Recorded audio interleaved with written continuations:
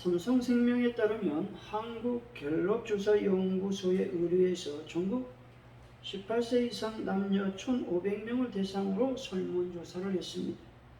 그 결과 59.1%가 암을 가장 무서운 병으로 꼽았고, 다음은 고혈압으로 6.9%, 디스크 관절염으로 4%, 뇌질환으로 3.4%, 심장마비 3%, 후천성 면역결핍증으로 2.8% 순으로 나타났다는 것이죠.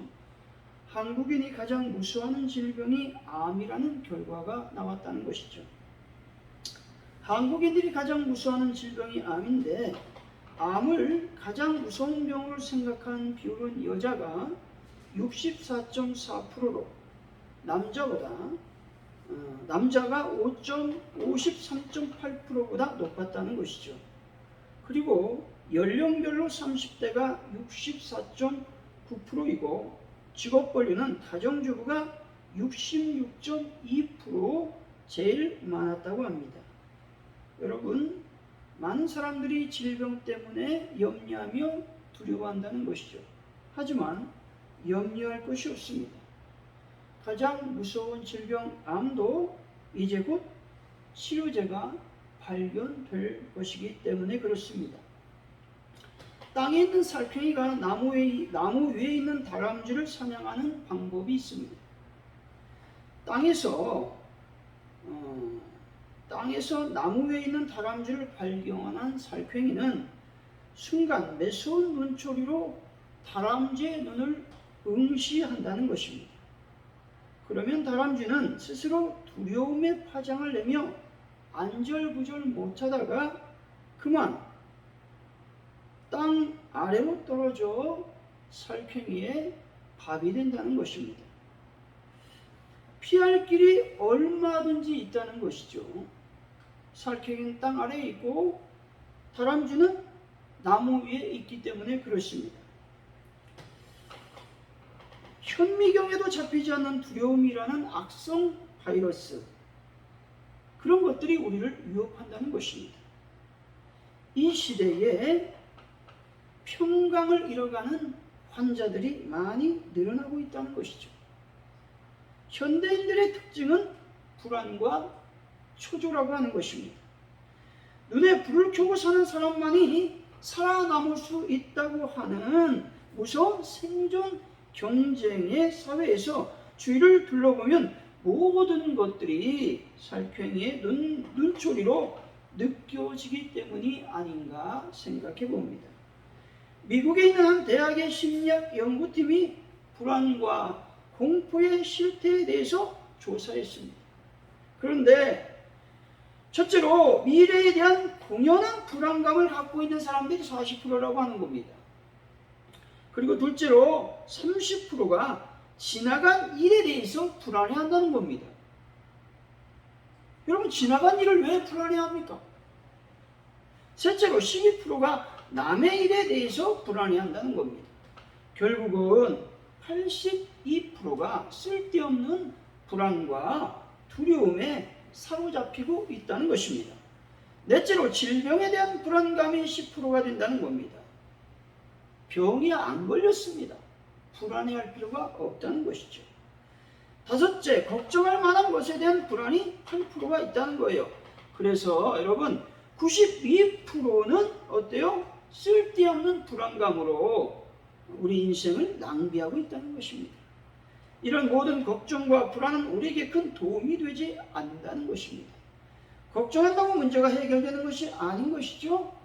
불안해하지 않고 평강을 찾아야만 되는데 그렇게 하지 못하는 것이 문제라고 하는 것입니다.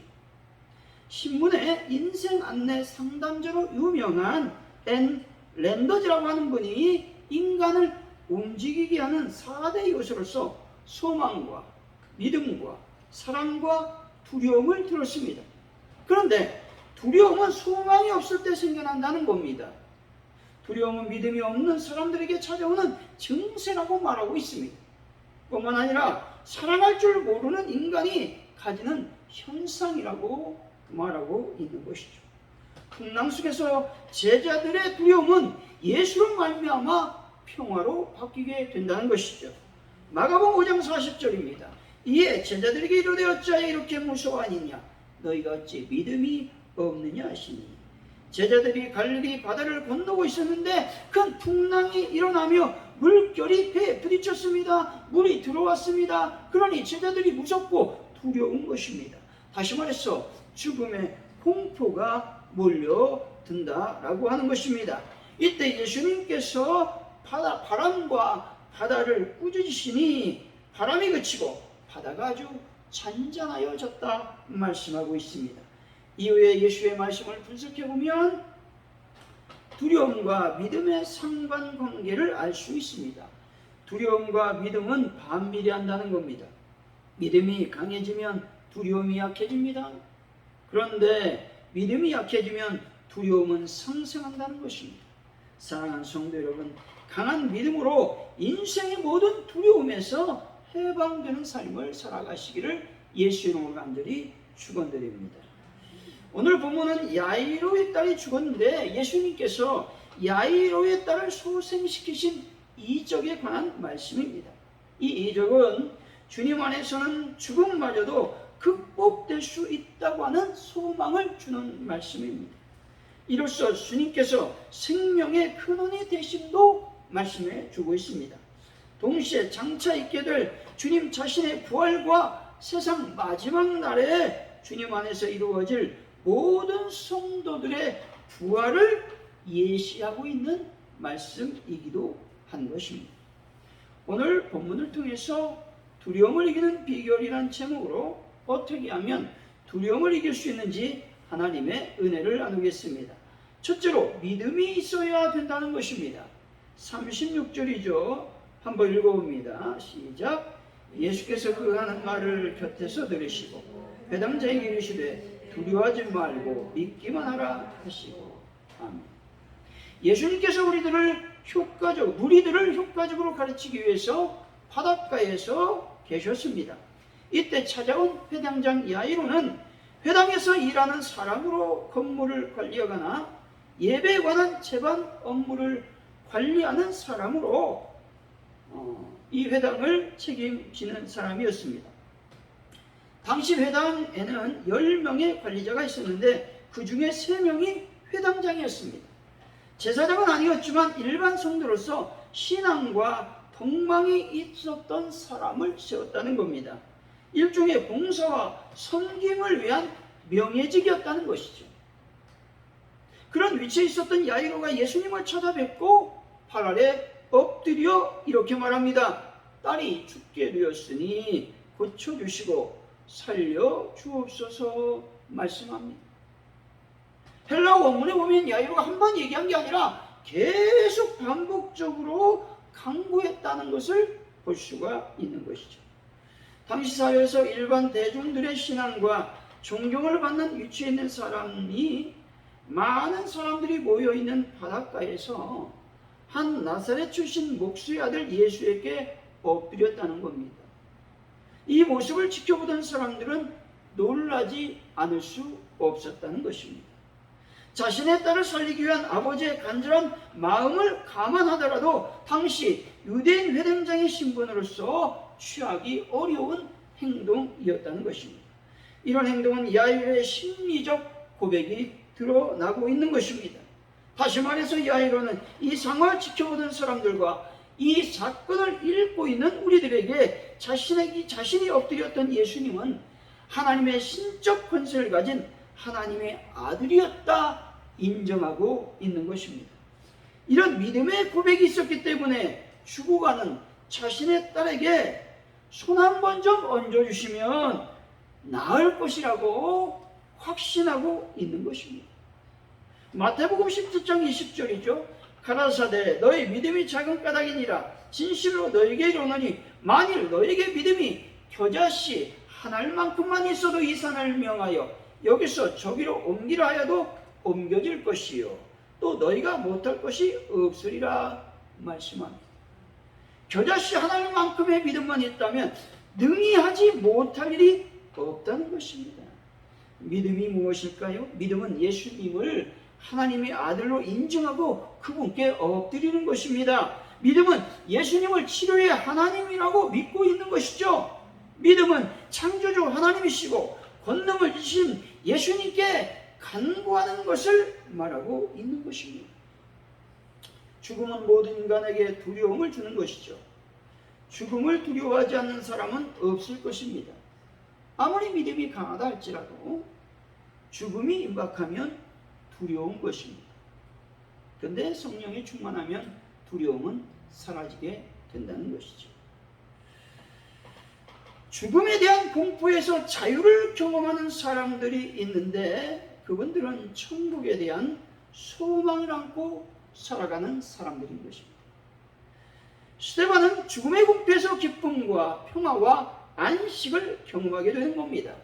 사도행전 7장 56절입니다. 말하되 보라 하늘이 열리고 인자가 하나님 우편에 서신 것을 보느라 한데 스데반은 성령의 충만함을 얻었습니다. 성령의 충만함으로 들어갔다는 거예요. 그리고 하나님의 영광을 보고 예수님께서 하나님 우편에 서신 것을 보았습니다. 이때 죽음의 공포가 사라지게 되었다는 겁니다. 유대인들이 스데반을 돌로 치니 스데반은 내 영혼을 받아달라고 기도하면서 저희들의 죄를 사해달라고 또 죄를 저들에게 돌리지 말라고 기도하는 겁니다. 그리고 하나님의 부름을 받는 것이죠. 하늘의 영광을 본 자만이, 성령에 충만한 자만이, 하늘 소망을 갖고 있는 자만이 죽음의 공포가 아니라 하늘의 소망, 안식과 기쁨을 경험할 수 있게 되는 것입니다. 이런 삶이 바로 믿음의 삶이라고 하는 것입니다. 서정 목사님의 책 하나님의 희망이다 라고 하는 책을 보면 이런 내용이 나옵니다.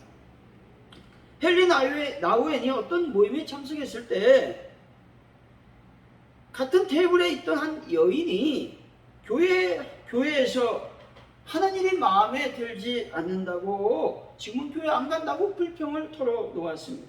그러자 헨리 나우엔이 이렇게 말합니다. 자매님이 불평하신 그런 모든 일들은 정말로 모두 중요한 것들이 아닙니다. 정말 중요한 것은 예수님과 당신과의 관계입니다. 예수님은 당신에게 어떤 분이십니까? 지금 어떤 관계를 맺고 계십니까? 2주 동안 매일 5분씩 조용히 앉아 예수님과 함께 있기를 기도하면서 주님의 임재를 강구해 보십시오. 그리고 난 후 정말 무엇이 중요한지 제게 말씀해 주십시오 라고 말했다는 겁니다. 정말로 중요한 것이 무엇입니까? 매 순간 주님과 교제하는 것입니다. 세상에서 아무리 위대한 일을 했다 해도 여러분 하나님과 교제가 끊어진 사람에게는 모든 것이 다 헛된 것이라는 사실입니다. 하나님께서 인정해 주시지 않는 선의 예배 다 자기 자랑이라고 하는 것입니다. 여러분은 매일 아침 주님을 만나고 계십니까? 날마다 주님의 위로와 평강으로 눈을 뜨고 주님이 주시는 말씀을 따라 매 순간 살아가고 계십니까? 잠자리에 들 때 그의 품 안에서 쉬고 계십니까? 만일 그렇다면 이 세상 누구도 어떤 부자이건 어떤 권력자이건 어떤 유명한 사람이든 부럽지 않을 것입니다. 믿음 있는 사람은 예수님과 매 순간 교제하며 동행하는 사람인 것입니다. 아침의 위로와 평안으로 눈을 뜨고 그런 삶, 그것이 바로 믿음의 삶이라고 하는 것입니다. 사랑하는 성도 여러분, 겨자씨 하나님만큼의 믿음을 소유하심으로 두려움을 몰아내고 참 평안의 삶을 살아가시기를 예수 이름을 간절히 축원드립니다. 둘째, 두려움을 이기는 믿음은 기도라고 하는 것입니다. 기도해야 두려움을 이길 수 있게 되는 것입니다. 35절이죠. 한번 읽어봅니다. 시작. 아직 예수께서 말씀하실 때에 회당장의 집에서 사람들이 와서 회당장이 이르되 당신이 딸이 죽었나이다. 어찌하여 선생을 더 괴롭게 하나이까. 아멘.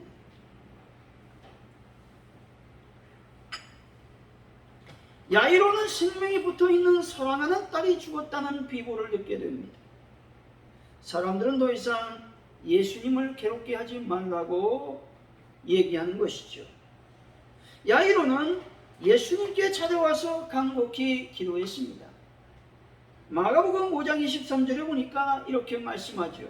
간곡히 구하여 이르되 내 어린 딸이 죽게 되었사오니 오셔서 그 위에 손을 얹으사 그로 구원을 받아 살게 하소서라고 말씀합니다. 야이로는 예수님의 권능을 믿었고 예수님께 자신의 딸을 살려달라고 간구하고 있는 것입니다. 야이로는 생명의 주관자이신 예수님을 믿었고 예수님께 기도하고 있는 것이죠. 오늘날 현대사회의 가장 큰 문제는 너무나 많은 사람들이 정신적인 질병을 앓고 있다는 것입니다. 레이건 대통령과 요한 바오로 교황의 저격 범위 모두 정신병자로 밝혀졌습니다. 고도로 분화된 산업사회에서 살고 있는 현대인들은 시간에 쫓겨 대화를 나누지 못합니다. 그리고 인격적인 대우를 받기보다는 상품으로 취급받기 때문에 고독감과 정신적인 부담을 견디지 못해 정신질환, 우울증 또한 여러 가지 질병에 노출되어 있다는 것입니다. 그러나 하나님을 믿는 우리는 모든 짐을 주님께 내어 맡기고 기도함으로 평안을 누릴 수 있게 되는 것입니다. 시편 37편 5절이죠. 너희 길을 여호와께 맡기라. 그를 의지하면 그가 이루시고 말씀합니다. 여러분의 길을 여호와께 맡기고 기도하면 두려움은 사라지게 되는 것입니다.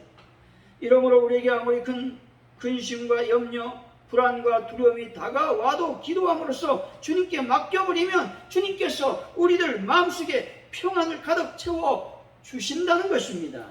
또는 어떤 역경에서도 승리할 수 있게 해 주신다는 것을 여러분은 꼭 믿으시기를 바랍니다. 위대한 중국 선교사 로버트 모리슨이 중국 선교를 위해서 떠나려고 할 때 두려움이 찾아오는 것입니다. 그 넓은 중국 대륙, 그 많은 인구를 어떻게 복음화시킬지 두려움과 떨림과 막연함이 찾아왔습니다. 이때 어떤 사람이 묻기를 당신이 그 큰 나라에 가서 어떻게 일하려고 그렇게 무모한 도전을 하십니까? 라고 말하는 겁니다. 충고하고 격려해도 모자랄 판에 여러분 찬물을 끼얹는 것입니다. 이때 모리슨이 이렇게 말합니다. 예, 나는 결코 못합니다. 그러나 나는 기도함으로 하나님의 능력을 끌어들일 것입니다. 나는 못하나 하나님은 하실 것입니다. 라고 말했다는 겁니다. 기도할 때 두려움과 떨림은 자신감으로 바뀌는 것입니다. 기도하면서 예수 그리스도의 이름으로 나의 모습 그대로 맡기고 의지하면 하나님께서 해결해 주신다라는 것입니다. 마음의 평안이 사라지고 불안과 공포, 두려움과 근심이 찾아오는 것은 모든 일을 내가 하려고 하기 때문에 그렇습니다. 내가 모든 것을 하려고 하니 능력이 부족하잖아요. 그러니까 괴로운 겁니다. 또 자신감이 없어진다는 겁니다. 괴로운 일이 생기고 불안하고 두려움이 닥치면 여러분 기도해야 되는 것입니다. 시편 62편 8절입니다. 백성들아 시시로 그를 의지하고 그의 앞에 마음을 토하라. 하나님은 우리의 피난처시로다 말씀합니다. 두렵고 떨린 일이 생기면 하나님 앞에 마음을 토해야 하는 것입니다. 다시 말해 하나님께 기도해야 된다라는 말씀입니다. 고달프고 괴롭고 짜증나는 일들이 꼬리를 물고 다가오면 하나님 앞으로 나아가서 기도해야만 되는 것입니다. 염려, 불안, 근심, 고통, 외로움과孤独이 휘몰아치면 하나님께 마음을 토하고 기도해야만 되는 것입니다. 기도하면 풀이 죽어있던 사람이 힘이 생기는 겁니다. 기도하면 두려움과 환난 때문에 죽을 수밖에 없던 사람이 일어나게 되는 것입니다. 믿음을 갖고 기도하면 하나님의 기적을 경험하게 된다라는 말씀입니다. 내 인생의 무거운 짐을 하나님께 맡기면 하나님께서 맡아주시고 하나님께서 일하시는 것을 경험하게 될 것입니다. 여러분 이것을 꼭 믿으시기 바랍니다. 사랑하는 성도 여러분, 기도함으로 두려움을 이기시고 주님께서 주시는 평강의 삶을 살아가시기를 예수 이름으로 간절히 축원드립니다. 그렇다면 믿음을 갖고 기도하여 두려움을 이기면 어떤 역사가 일어나게 되겠습니까? 달리다굽의 역사가 일어나는 것입니다. 41절이죠. 한번 읽어봅니다. 시작. 손을 잡고 이르시되 달리다굽 하시니 번역하면 곧 내가 내게 말하느니 소녀야 일어나라 하심이라. 아멘. 달리다굽은 소녀야 일어나라 라고 하는 뜻입니다. 예수님께서 아이의 손을 잡고 달리다굽 말씀하시니 소녀가 일어났다는 것입니다. 42절이죠. 한번 읽어보죠. 시작. 소녀가 곧 일어나서 걸으니 나이가 12살이라 사람들이 곧 크게 놀라거늘. 아멘. 치유의 결과가 즉각적으로 일어나는 것입니다. 다시 말해 예수의 말씀으로 일어났을 뿐만 아니라 걸었다는 겁니다. 소녀는 생명은 물론 원기까지 회복했다라고 하는 것입니다. 죽었다가 살아난 사람들의 간증을 들어보면 아무런 힘이 없답니다.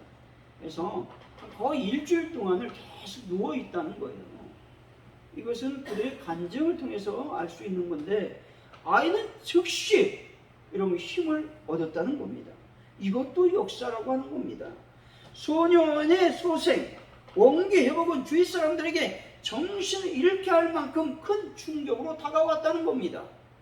부모도 놀라고 제자도 놀라고 이 소문을 들은 주변의 많은 사람들이 놀랐다는 겁니다. 이들이 얼마나 놀랐냐면 놀라고 놀랐다라고 표현합니다. 이를 보아서 그들이 마치 황홀지경에 빠진 듯이 완전히 넋이 나간 상태에 있었다라고 하는 것들을 강조하고 있는 것입니다. 한국 선교사님이 예전에 공산국가였던 헝가리를 성경을 가지고 들어가게 되었습니다. 선교사님은 두렵고 떨렸습니다. 걸리면 어떻게 하지? 성경도 다 빼앗기고 내가 추방당하면 내가 헝가리에서 복음을 증거하지 못할 텐데. 하지만 이 선교사님 믿음을 갖고 당당하게 성경을 가지고 들어가기로 작정하고 기도를 시작했습니다. 하나님 도와달라고 간절히 기도하고 헝가리의 세관을 통과하는데 세관이 딱 잡습니다. 신고할 물품이 있으십니까? 그래서 이 선교사님은 네 있습니다 라고 대답했다는 거예요. 뭡니까? 라고 말하니 이 가방을 열어젖히고 이 성경입니다 물어봤습니다. 세관이 놀라면서 얘기합니다. 아니 뭐 이게 대단한 거라고 이렇게 세관에 이제 검사를 맡습니까? 물어봤더니 이것은 얼마나 비싼지 모릅니다. 너무 비쌉니다. 그랬더니 이 세관이 눈이 희둥거리면서 얼마나 비쌉니까? 이렇게 물어봤습니다. 그랬더니 이 선교사님이 이건 너무 비싸서 돈으로는 도저히 환산할 수 없는 금액입니다. 왜냐하면 이 책 안에는 사람들에게 영원한 생명을 주고 평화가 없는 사람들에게 평안을 주고 죄에 빠져있던 사람들에게 용서와 구원을 주는 말씀이 들어있기 때문입니다 라고 당당하게 말했다는 겁니다. 그러자 세관은 그래요? 그럼 나도 한번 주십시오 라고 말하면서 통과시켜 주었다라고 하는 것입니다. 선교사님 믿음을 갖고 기도하며 성경을 헝가리, 즉 공산국가인 헝가리로 가지고 갔습니다. 그때 하나님께서 역사하심으로 공산국가가 일어나게 되는 것입니다.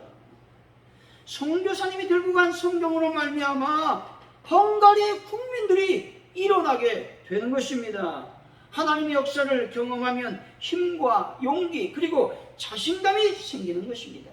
믿음을 갖고 기도하면 달리다굽의 역사가 일어날 줄로 믿습니다. 사랑하는 성도 여러분, 두려울 때에 믿음을 갖고 기도하심으로 더 큰 하나님의 역사를 경험하는 귀한 분들이 되시기를 예수 이름으로 간절히 축원드립니다. 기도합니다.